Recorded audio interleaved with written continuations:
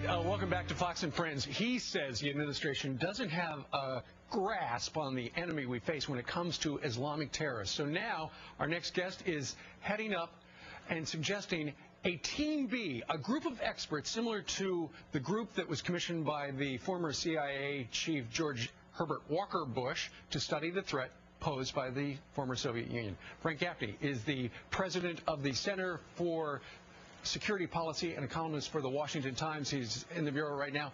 So Team B was assembled by the CIA, Frank, to take a look at the conventional wisdom regarding the Cold War and the Soviet Union. And forget what we were doing at the time. They came up with a whole bunch of new ideas, right? Yeah, Team A, which was sort of the official U.S. government line at the time, was that we really didn't have to worry about this totalitarian communist ideology that was bent on our destruction. We just needed to engage them. The term then was détente.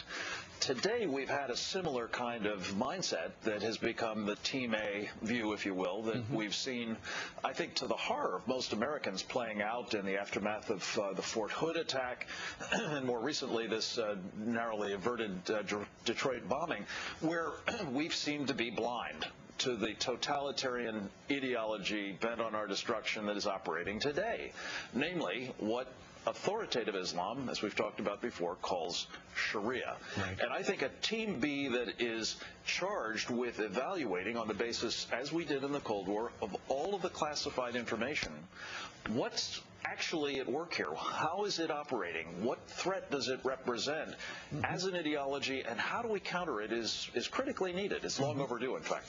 All right, you've thought about this Shariah for a very long time. This is what you do for a living. What's your suggestion? Yeah.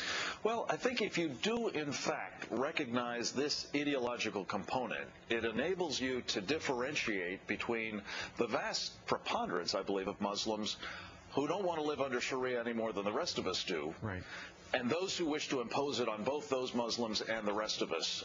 The latter, the Sharia adherent folks, are our sworn enemies. They are committed to engage in jihad of either the violent kind or the nonviolent, stealthy kind, the Muslim Brotherhood kind. And you've got to have that kind of clarity if you're going to develop, as we did in the Cold War with Ronald Reagan, a comprehensive strategy for stopping this ideology at its core. Not dealing with it symptomatically, Steve, but dealing with the essence of the disease.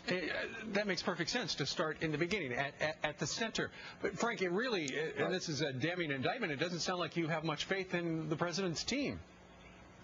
Well, unfortunately, they haven't exhibited much basis for confidence in their team, and that's why I think a second opinion is in order. You know, we've been hearing endlessly until Christmas Day's bombing, narrowly averted, of health care.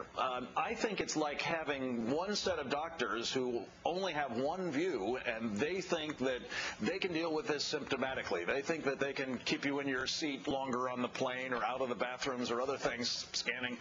That's not the only school. It's sort of like climate change, where we're told there's only one view. That's not so. There are real experts who are imbued with an understanding of what Sharia is about, who could provide us with a second opinion, and I'm confident give us a far better chance of survival, let alone defeating this enemy, which we must do. All right. Frank Gaffney, the president of the Center for Security Policy. Frank, thank you very much.